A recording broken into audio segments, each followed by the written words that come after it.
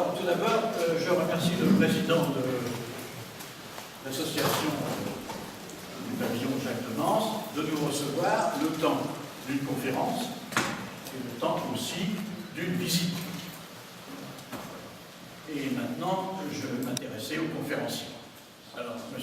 Buc, formation d'ingénieur, qui va apparaître d'ailleurs dans toutes ses œuvres. Aussi une formation, disons complémentaire si on veut, de pilote de l'aéronavale.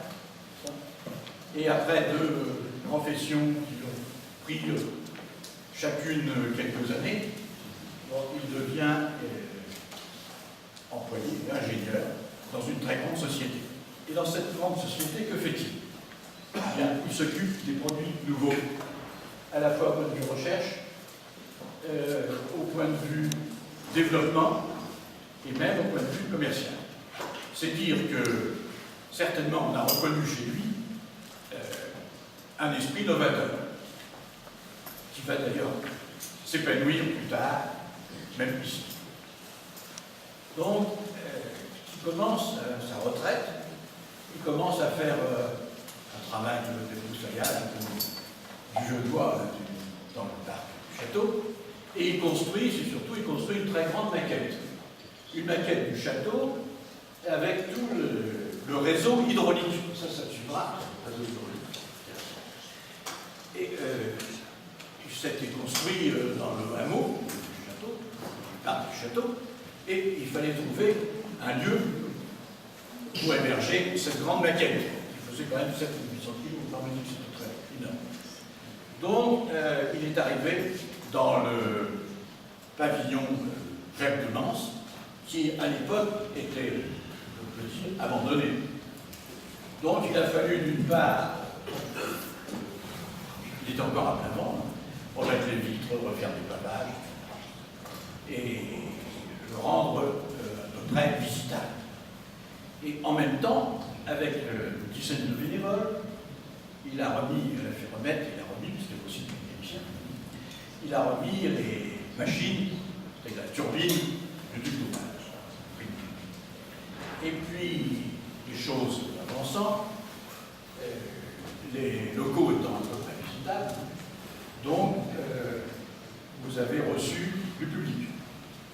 Vous avez reçu du public et aussi des expositions, dans cette salle d'ailleurs, des expositions. Ce qui fait que petit à petit, c'est devenu un centre culturel. Vous avez fondé l'association des pavillons Jacques de Mans, et ce centre culturel s'est développé d'abord par des bénévoles, ensuite avec deux personnes très simples. Et le grand œuvre, au fond, c'est relativement récent, c'est en 2004, c'est la grande roue. Vous avez reconstitué la grande roue, cette grande roue qui est mue par le canal, les îlots du canal, et qui commande les pompes qui envoyaient l'eau au réservoir, puis dans le parc. Donc ça, c'est le grand œuvre. Et donc, maintenant, vous êtes aussi le patron d'une entreprise culturelle, mais culture scientifique et technique. Et tout ceci, cet effort-là, a duré 20 ans, ou 22 ans. Et devant, qu'est-ce que l'on peut reconnaître? Toujours l'esprit novateur, puisque vous êtes devenu fondateur de l'association, fondateur du centre culturel. Et ensuite, dans cet effort quand même de longue durée, vous avez montré un grand savoir-faire. Un savoir-faire d'abord technique, scientifique. Ça, vous êtes ingénieur. Mais aussi un savoir-faire humain. Il est certainement difficile toujours dans la durée, de maintenir un objectif avec des bénévoles. Donc ceci, ténacité et puis aussi valeur humaine. Et depuis ce temps, maintenant vous avez une petite entreprise naturelle, qui a quand même 5 employés, et je garderai 2 chiffres. Hein. Vous recevez bon an 4000 scolaires, donc aussi un sens pédagogique, bien sûr, et puis 8000 visiteurs. Donc je crois qu'on peut aujourd'hui célébrer vraiment une réussite. Et maintenant, je vais parler de l'avenir immédiat, c'est-à-dire votre conférence. Alors, votre conférence, il faut d'abord la situer. On est à l'aboutissement, enfin à la fin de l'année Le Nôtre. Alors, qui dit Le Nôtre, dit jardin, jardin de grand château en général, dit donc plan d'eau, et quand il s'agit de propriétaires royaux ou bien très riches, dit aussi jet d'eau, cascade, c'est-à-dire tout un spectacle fait avec les eaux. Donc, lorsque les eaux sont légers, sont très puissants, ou autres, tout est grand chez les grands, eh bien, c'est ce qu'on peut appeler les grandes eaux. Et là, je crois que vous allez vous en dire plus, c'est simple.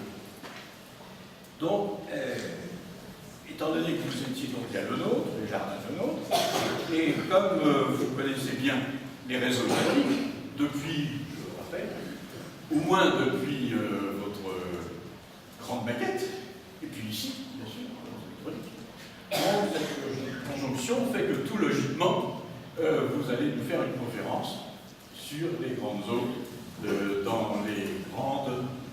Oui, c'est ça qu'on voudra sur la table là-bas. Sur les grandes eaux dans les parcs, souvent royaux ou bien de grands personnages. Donc, Monsieur Buc, je crois que maintenant c'est présenté et c'est à vous. Je vous laisse la parole.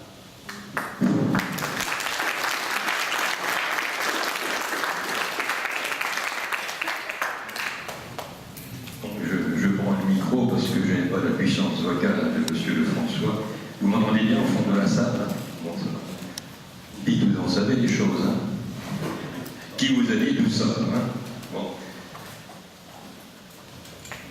Alors je dois préciser, c'est effectivement, j'ai été un peu responsable président de l'association Pavillon Jacques de Mans, mais pour des raisons un petit peu indépendantes de ma volonté, j'ai donné ma démission il y a combien de temps, il n'y a pas tellement longtemps, et qu'actuellement, la présidence est assurée par André Courtex, qui est quelque part dans la salle, qui est un vieux compagnon, parce qu'on s'est connu en 1994, et c'est lui qui a pris la responsabilité de la restauration des machines qui sont sous vos pieds.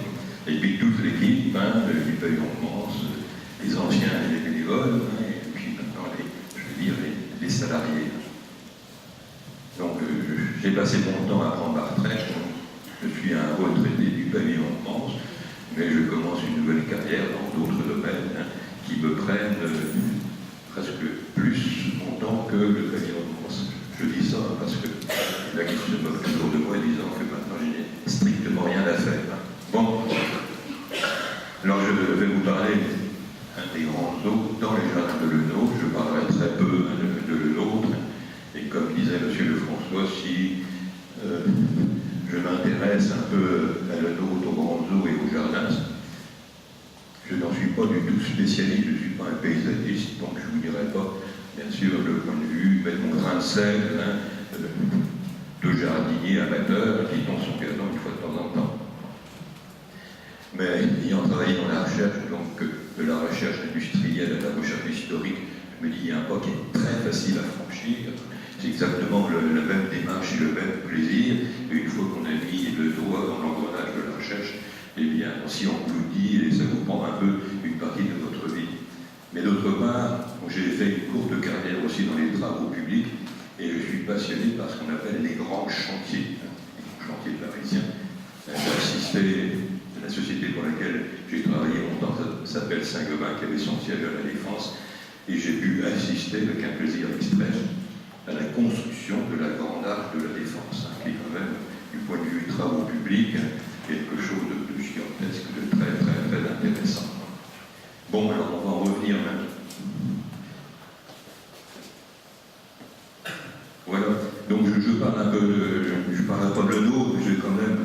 préciser un peu qui était M. Lenôtre et quelle était sa fonction, c'est M. Lenôtre, parce que M. Lenôtre, dans mon imaginaire, l'imaginaire des enfants, même l'imaginaire des grandes personnes, on dit toujours Lenôtre, c'est le jardinier du roi.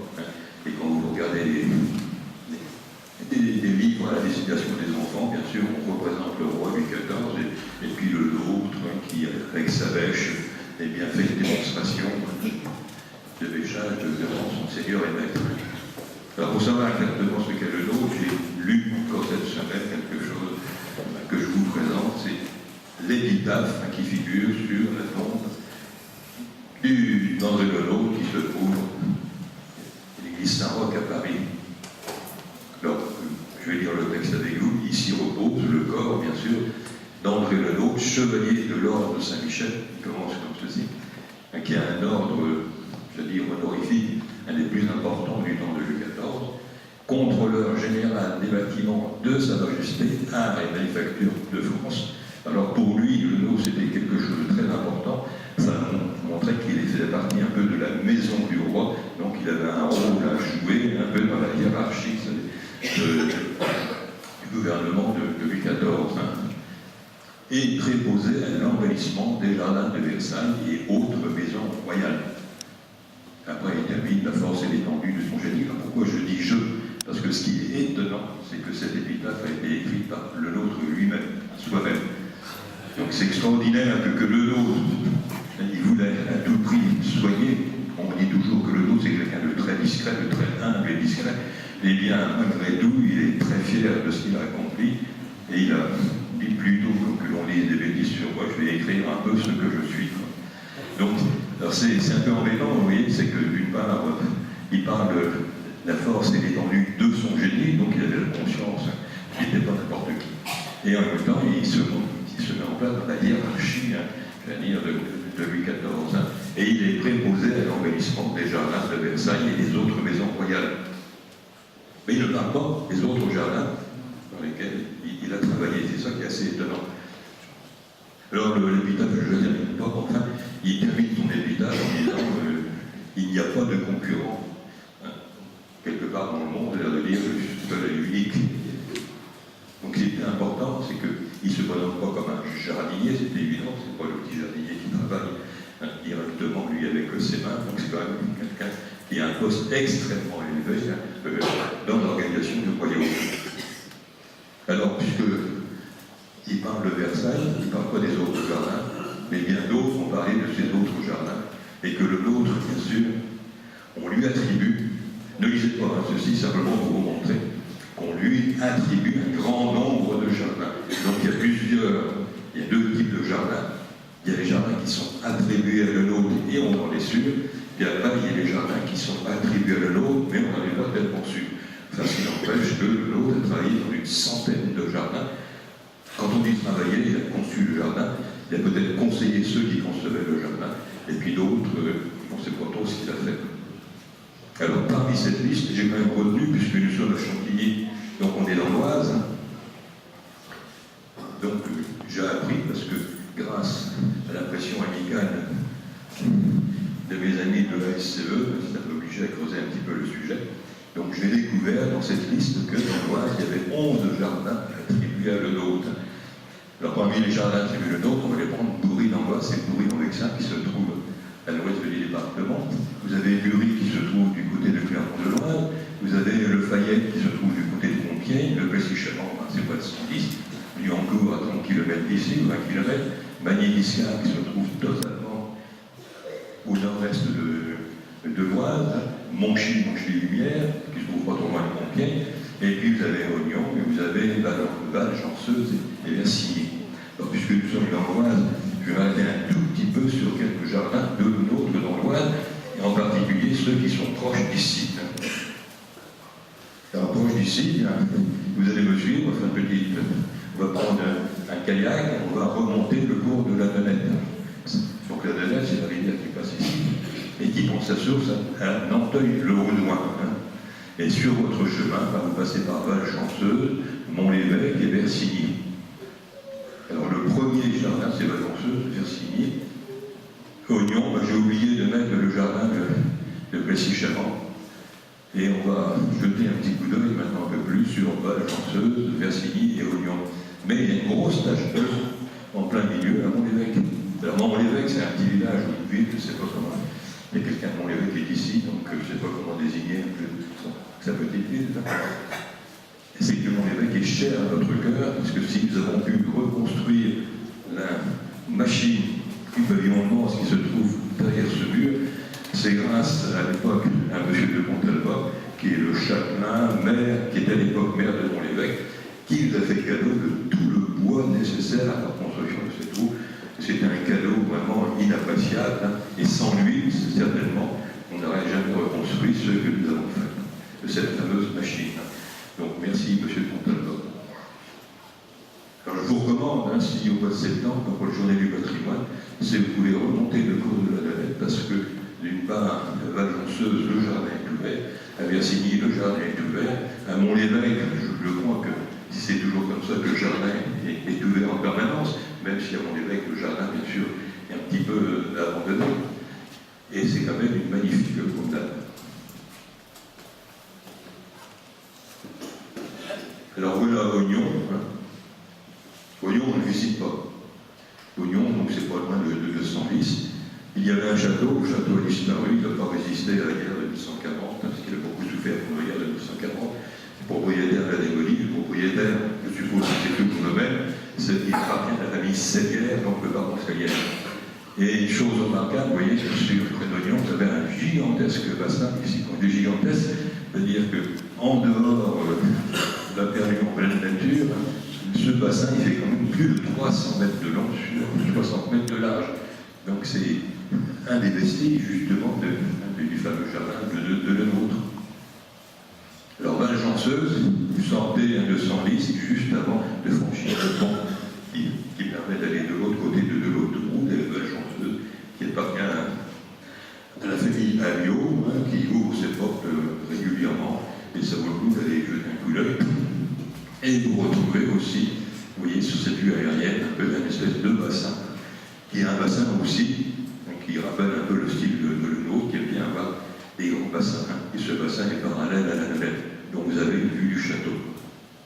Après vous avez Versigny, donc qui est un peu plus loin, qui se rapproche de l'entrée de loin, donc vous avez un château de grande dimension, et il ne reste plus grand chose sur du jardin de l'autre, qui c'est encore une vaste propriété qui doit faire au moins 20 hectares de surface. Le propriétaire est M. Le Kersin, ouvre ses portes, il aime bien présenter son jardin. Alors une petite anecdote au sujet de Versigny, c'est que M. Le Kersin, l'année dernière, je crois, vous avez vu, le château est très vaste, il y a beaucoup de pièces, et quand on a un château très vaste et qu'il y a beaucoup de pièces, eh bien on voit rarement dans toutes les pièces. Donc un jour, il a été traîné dans une pièce dans laquelle il n'allait jamais, et puis en soulevant une broderie d'idées, il a découvert un dessin d'un des parterres de Versigny. Il a fait expertiser ce dessin, et ce dessin, bien, il est reconnu comme étant de le nôtre. Donc ça ce jardin qui n'était pas attribué à le nôtre, maintenant peut l'attribuer à le nôtre parce qu'il y a ce dessin de le nôtre. Donc bien sûr, M. Le Kersin est tout fier, et M. Le Kersin, il est fier aussi de son domaine, puisqu'il a aménagé une des pièces de l'autre côté de l'escalier, où il présente de magnifiques plans sur le jardin ou le jardin de Versigny. Alors allez-y, M. Le Kersin est très gentil. Il vous accueille les bras ouverts. Vous avez vu que son château, il est relativement imposant. Bon, alors maintenant, comme ma causerie est appelée les grandes eaux, je vais parler des eaux et des grandes eaux. Et je ferai référence à un monsieur qui s'appelle monsieur Deux Alliés ou des Alliés d'Argentville, qui est un peu le Diderot du jardinage, c'est-à-dire c'est quelqu'un au XVIIIe siècle qui a fait un travail considérable. Il a intitulé d'ailleurs son œuvre qui s'appelle La théorie du jardinage. Alors j'ai noté ici parce que le titre est extrêmement long, donc si je n'en. J'ai oublié un petit peu. Oui, c'est la théorie et la pratique du jardinage où l'on traite à fond des beaux jardins appelés communément les jardins de propreté. Donc je ne savais pas que pouvait s'appeler aussi des jardins de propreté, donc on en apprend tous les jours. Donc je fais référence souvent à M. Dezallier. En fait, messieurs Dezallier, père et fils. Il y a Antoine Joseph et Antoine Nicolas Dezallier, donc qui ont fait une sorte d'encyclopédie sur le jardinage. Et pour ceux qui s'intéressent à la chose, vous y apprenez beaucoup de choses. Et son fiston, lui, il a écrit un livre qui est Voyage pittoresque sur les environs de Paris, et les environs de Paris. Il écrit un certain nombre de lieux qu'il a visités, mais comme il a tout visité, donc il écrit tout. Et c'est très intéressant. Et comme ces œuvres sont très connues, elles ont été rééditées un grand nombre de fois, elles ont été traduites, bien sûr, très souvent à l'étranger. Alors, M. Dezallier, il parle des eaux d'abord, il ne parle jamais de grandes eaux, lui, il parle de hautes eaux. Et que M. Dezallier, vous allez voir, il précise bien ce qu'on appelle des eaux, et bien sûr les fameuses hautes eaux. Alors, ce qui est curieux, c'est que le mot eau en français est utilisé très souvent au pluriel. Alors, s'il y a des anglophones dans la salle, dites-moi comment on traduit en anglais eau ou grandes eaux. S'il y a des germanophones dans la salle, comment dit-on en allemand eau et grandes eaux? Eh bien, c'est les grandes eaux pratiquement intraduisibles, donc ils sont obligés de tourner autour du pot pour, vous voyez, le français est toujours intriguant, donc il embête ses petits voisins, ce qui fait intraduisible dans les langues étrangères. Alors, les eaux, M. Dezallier d'Argenville, il distingue ça c'est important parce que ça va m'expliquer quand même le fonctionnement des machines hydrauliques ou des grandes eaux dans les jardins que nous allons traverser. Bon, les eaux naturelles, ce sont les eaux que l'on trouve bien sûr dans la nature, comme son nom l'indique, et qui dévalent un peu les coteaux, les collines, dès qu'il y a une pente, l'eau dévale, et puis ces eaux qui dévalent deviennent des rues, deviennent des rivières, où des fois ça s'ouvre, et puis bien sûr ça court un peu le long des pentes, et on va chercher bien sûr dans les jardins à recueillir ces eaux pour pouvoir les utiliser pour les fameuses grandes eaux. Alors les eaux artificielles ou machinales, c'est des eaux qui sont utilisées via des machines, comme ici à Chantilly, puisque la machine qui se trouve de l'autre côté de ce mur, c'est une machine qui permet d'avoir des eaux machinales, c'est-à-dire artificielles, de prendre de l'eau à un certain niveau et de la monter beaucoup plus haut. Donc voilà, des types d'eau. Et après, vous avez les eaux plates et les eaux jaillissantes. Enfin, les eaux plates, ce sont les eaux dans une rivière, comme ici, bien sûr, où il y a le canal qui se trouve de l'autre côté de cette fenêtre. Vous avez des eaux plates, vous avez des bassins plein d'eau dans lequel il n'y a aucune fontaine, aucun jet, vous avez des eaux plates. Et après, vous avez les eaux jaillissantes. Et les eaux jaillissantes, c'est les eaux qui jaillissent quand vous pouvez disposer d'eau sous pression.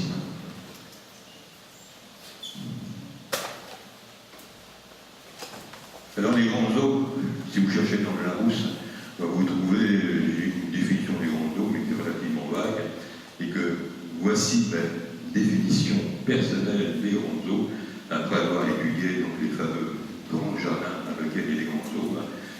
Les grandes eaux, c'est d'abord un spectacle, et un spectacle grandiose. Grandiose et très important, d'eau jaillissante, à durée déterminée et réservée à des invités de marque. Et puis de temps en temps au bon peuple, mais ça dépend un peu du Seigneur, parce que ce n'est pas régulier. Donc un spectacle grandiose d'eau jaillissante, à durée déterminée. Vous allez comprendre pourquoi cette durée déterminée. Mais avant, vous voyez qu'on peut faire une analogie entre la pyrotechnie, donc les feux d'artifice, et en même temps l'hydrotechnie, donc les grandes eaux. Alors il se trouve que les deux images qui se superposent presque, on voit très bien dans le spectacle pyrotechnique les fusées ou les bombes qui explosent et montent dans le ciel. Et en bas, le spectacle hydrotechnique, ce ne sont plus les fusées, ce sont les eaux, les molécules d'eau qui montent ou s'épanouissent un peu à la surface et dans le ciel. Donc manifestement, il y a une analogie entre les deux, en ce sens que aussi que la pyrotechnique, une fois qu'on a épuisé la poudre contenue dans les bombes ou dans les fusées, le spectacle s'arrête et vous savez très bien que cette durée déterminée, un feu d'artifice qui dure 1 heure, c'est bien. Il n'y a pas trop là de... Non, ça va, là, le son, oui. Donc le spectacle pyrotechnique, vous savez, qui ne dure pas longtemps. Il en est de même du spectacle hydrotechnique, et vous savez très bien que lorsqu'à Versailles, parce que le seul endroit au monde où il y a des spectacles des grandes aubes, ce sont les grandes aubes nocturnes musicales de Versailles, qui ont lieu chaque année à la belle saison. Vous voyez, cette année, par exemple, à l'entrée de la gare de Chantilly, les grandes affiches sans publicité, les grandes eaux de Versailles. Et les grandes eaux de Versailles, comme les grandes eaux tout court dans les autres jardins, eh bien, c'était exactement la même chose. Lorsqu'on avait épuisé les réserves d'eau, et bien sûr, le spectacle s'arrêtait. Et comme la consommation en eau du spectacle était tellement gigantesque, eh bien, ce spectacle avait du mal à durer plus d'1 heure, 2 heures, 3 heures maximum. Mais il y a une grande différence entre les deux, c'est que le spectacle pyrotechnique, c'est bien gentil, mais lui, finalement, c'est relativement facile, parce qu'il peut s'installer n'importe où. Le tout, c'est c'est bon d'avoir des spécialistes qui installent les fusées où vous voulez. Tandis que le spectacle rondo, c'est un spectacle sédentaire, on l'installe quelque part, une fois qu'il est quelque part, il n'en bouge plus. Et ce spectacle hydrotechnique, eh bien, c'est un spectacle grandiose, donc il a besoin d'une scène, mais de plusieurs dizaines d'hectares. Donc vous voyez, c'est quelque chose de colossal. Il y a une grosse différence entre les deux, l'un sédentaire et l'autre baladeur. Dans le grandiose, bien sûr, ça se paye, ça a un coût important. Et ce que je vais vous dire, c'est curieux, on n'en parle pas beaucoup dans la littérature, c'est pour ça que finalement, je ne lâche pas tellement sur les pieds de tous ceux qui parlent de Lenot, dans des bouquins très épais et très bien écrits. Eh bien, le grandiose a un coût considérable. Les investissements sont considérables. Et la première chose, et ça on l'oublie totalement, c'est ce que j'appelle l'investissement foncier. Les grandes eaux ont démarré à partir, disons, sous le règne de Louis XIV, à partir, disons, du fameux Fouquet, j'en parlerai dans quelques minutes de Fouquet.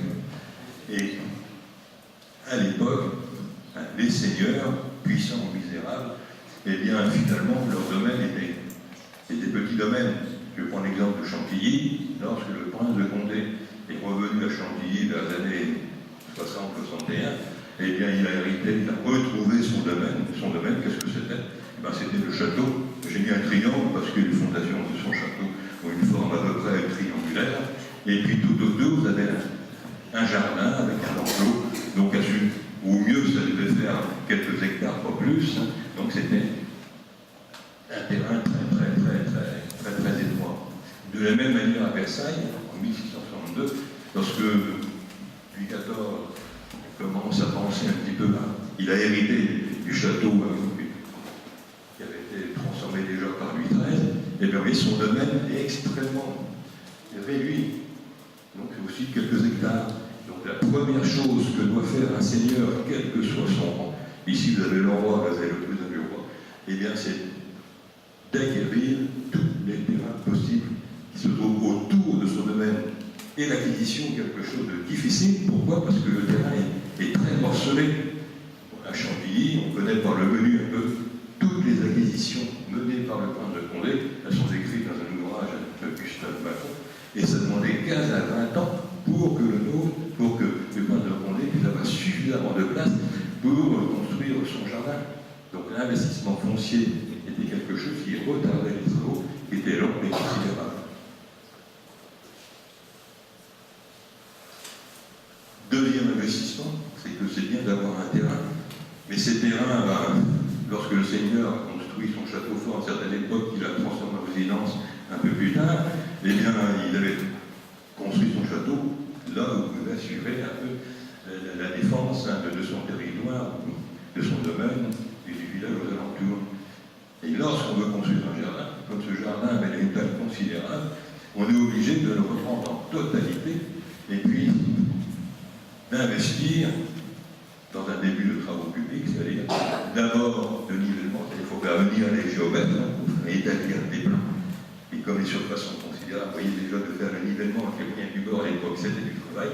Et une fois que les plans étaient faits, que les nivellements étaient faits, bien sûr, les bureaux d'études établissaient le plan du jardin, et après, il fallait procéder au terrassement. Alors les terrassements, ça coûtait très très cher, et en plus ils étaient vastes. Je prends un exemple que tout le monde connaît, on en a parlé il n'y a pas tellement longtemps, c'est la fameuse terrasse du château de Saint-Germain, qui fait 2 km de long, mais quand vous connaissez Saint-Germain, vous savez très bien que Saint-Germain est construit sur une plateforme qui domine Paris, et que là, vous pouvez faire une magnifique balade sur cette terrasse. Donc vous avez des milliers et des milliers de mètres cubes de terre à venir mettre en place, après à tasser, et puis après, bien sûr, faire tous les murets qui peuvent contenir un peu de ces terrasses. Alors, bien sûr, il y a aussi des travaux de voirie. Après, il y a ce que j'appelle des investissements d'ouvrage d'art. Un ouvrage d'art n'est pas une œuvre d'art. Dans les travaux publics, ouvrage d'art ne signifie pas du tout œuvre d'art. Qu'est-ce que c'est qu'un ouvrage d'art? C'est un pont, et ici, ça peut être des escaliers. Et vous voyez un peu cet escalier monumental, en Chantilly, aussi un escalier monumental qu'on appelle le Grand Degré. Alors maintenant, oui, j'ai eu la chance, je suis tombé sur cette photo qui vous... C'est pas tout d'abord un ouvrage d'art, à l'époque, on cherchait souvent à faire de l'ouvrage d'art une œuvre d'art. Et là, vous avez un exemple excellent, puisque vous avez le bassin de la Tonne. Le bassin de la Tonne, vous l'avez là, je vais le montrer d'ailleurs. Le bassin de la Tonne, ici, vous êtes devant la façade du château de Versailles, c'est le premier bassin qui se trouve, ça c'est le premier au début de cette grande perspective. Et ce bassin, il est en cours de réflexion actuellement, parce qu'ils ont des tas de problèmes, alors je reviens. Donc, voilà l'ouvrage d'art, et après, cet ouvrage d'art, je le transforme petit à petit en œuvre d'art, en installant un grand nombre de statues, et cette œuvre d'art, eh bien, vous la voyez en fonction ici, fait partie des grands eaux de Versailles. Mais ce que l'on voit pas autour, c'est que vous avez ici et le nombre de couches d'ajutage, comme on dit en termes hydrauliques, et ces ajutages sont considérables. Là, vous avez un certain nombre de grenouilles, ici vous avez des tortues, vous avez des lilas, et vous avez des couches d'eau, des ajutages qui font jaillir dans le ciel. Vous voyez un peu l'importance de cet ouvrage d'art.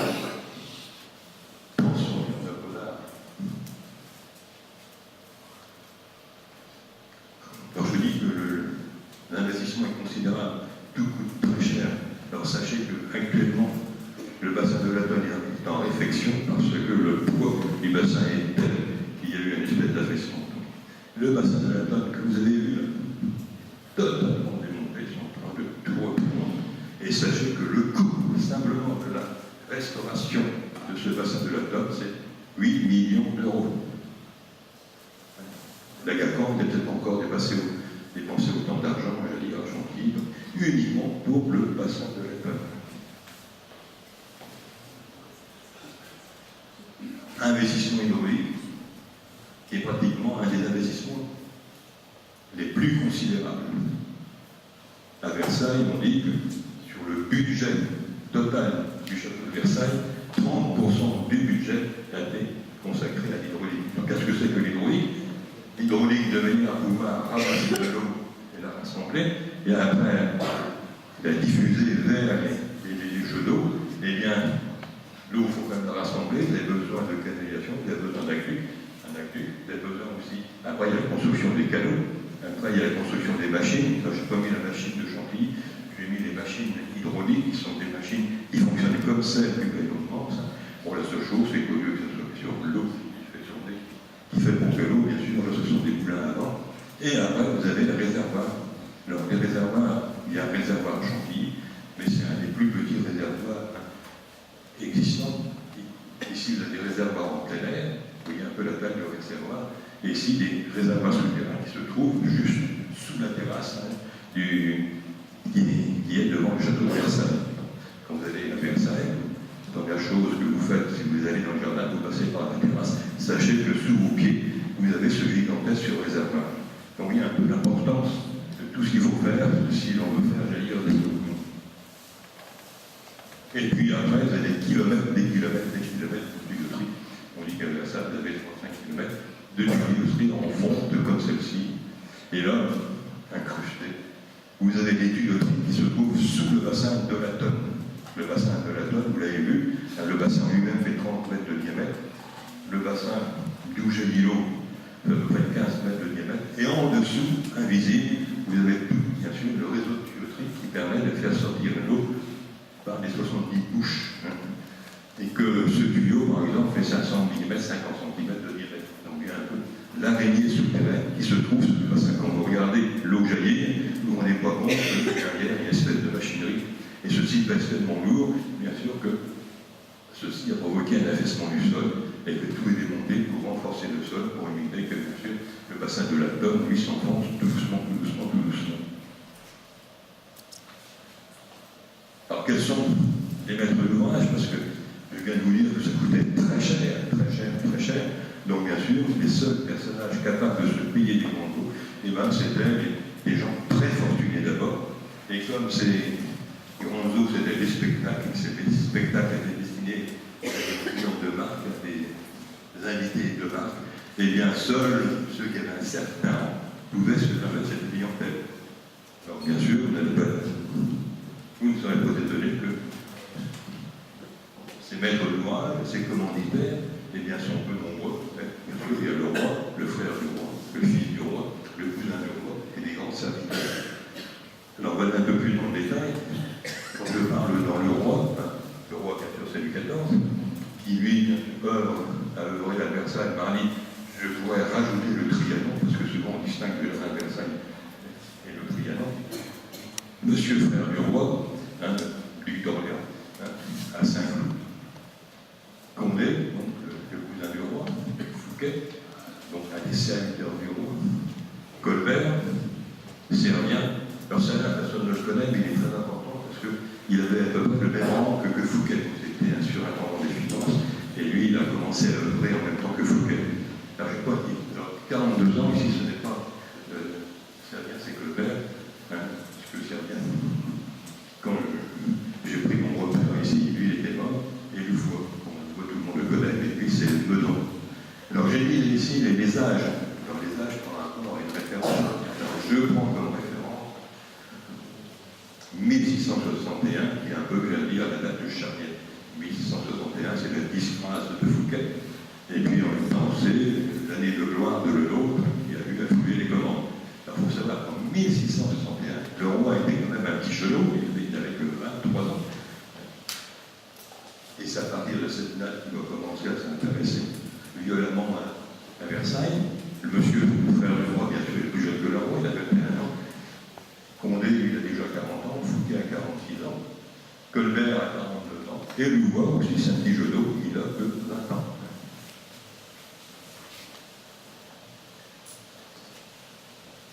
Alors, où se trouvent ces jardins?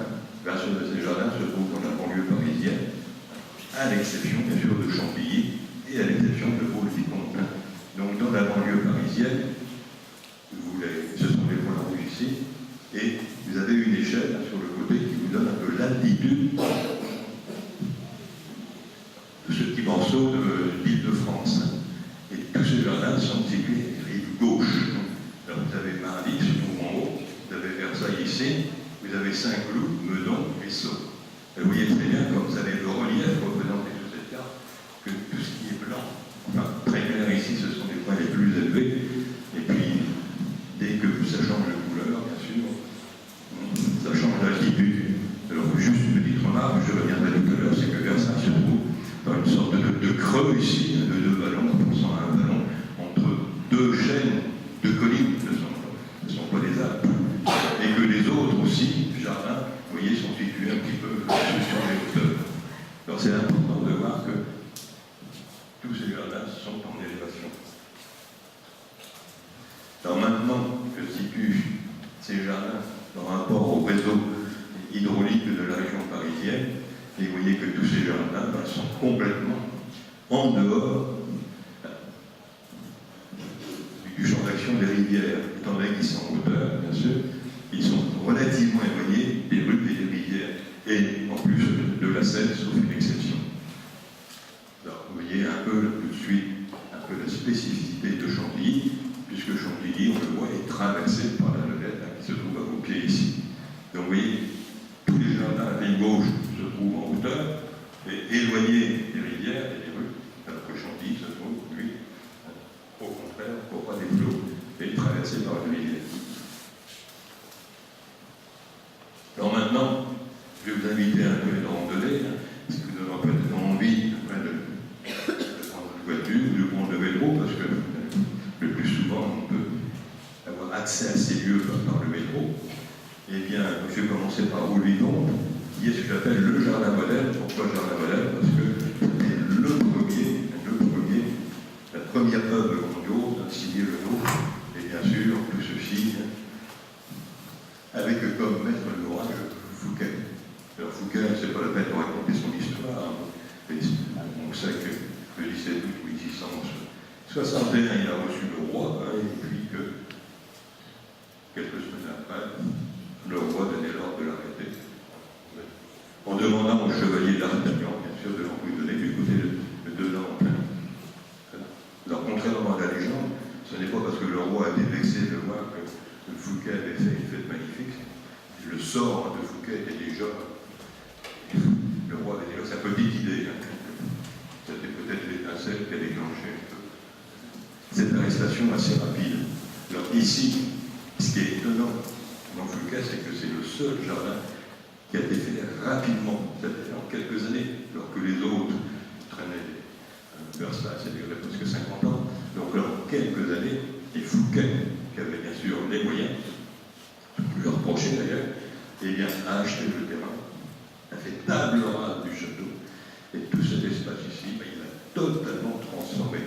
Il a acheté le château, il a agrandi son territoire, comme on acquérant bien sûr des terrains qui étaient plus proches, il a complètement rasé, donc il a investi énormément de terrassement, donc il a fait toute une série de terrasses qui aboutit à une rivière qui se trouve, qu'on ne voit pas, justement, c'est une des astuces de l'eau, c'est qu'il vous empêche de tout voir d'un coup.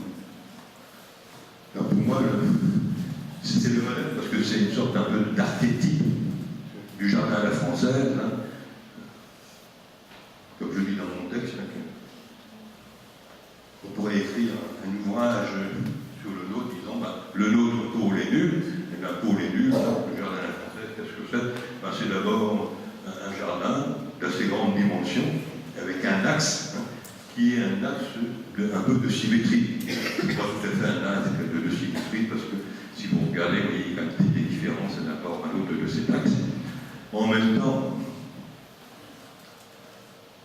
vous avez donc une perspective qui s'étend pratiquement jusqu'à l'infini, jusqu'au bout de l'horizon, et puis en général, vous avez des grands plans d'eau, mais ce qu'on ne voit pas, bien sûr, c'est le grand trait rouge ici, c'est le canal de Rouleau-Vicomte, qui est un canal qui fait 40 mètres de large sur 800 mètres de long, perpendiculaire à l'axe de Rouleau-Vicomte. Alors Rouleau-Vicomte, c'est un endroit dans lequel il y a eu les grandes eaux, n'étaient pas que le fond, les grandes eaux, elles étaient toutes rassemblées dans le fond du vallon. Et ces grandes eaux, n'étaient pas difficiles à alimenter, puisqu'on se retrouve. La nature a bien fait des choses, que par ici, il y a des rues, c'est des toutes petites rivières, de l'eau qui court, bien sûr, d'une manière souterraine. Donc, il y a eu la possibilité d'installer un réservoir dans le coin ici, pour alimenter les grandes eaux du côté rive droite de cette rivière, et de l'autre côté, la même chose, puisque ça remonte de l'autre côté, il y avait encore des petites rivières, des petites rues qui permettaient aussi de servir un réservoir. Donc il y avait deux réservoirs, un pour les ouvrages rive gauche et un pour les réservoirs rive droite. Voici un peu résumé, si vous voulez, le jardin de Rouleau-Vicomte. On voit très bien cet axe, on voit très bien cette perspective, on voit très bien cette symétrie, on voit très bien ce canal ici. Et vous voyez que tout est en douce. Vous avez le canal qui est ici, après ça remonte, et que le dénivelé est relativement faible. Donc, Rouleau-Vicomte, c'est un jardin, le premier grand jardin construit par le nôtre, mais d'une taille relativement raisonnable. Donc, le château est ici, et bien sûr, le canal est ici. Alors, on trouve aussi ce que j'appelle les apports de Lenôtre. Ce qu'on nous apprend, tous ceux qui ont écouté les conférences Lenôtre qui ont eu lieu dans le bâtiment tout au long de cette année, on fait pas que le nôtre voulait tromper l'œil et voulait utiliser les illusions d'optique pour éviter que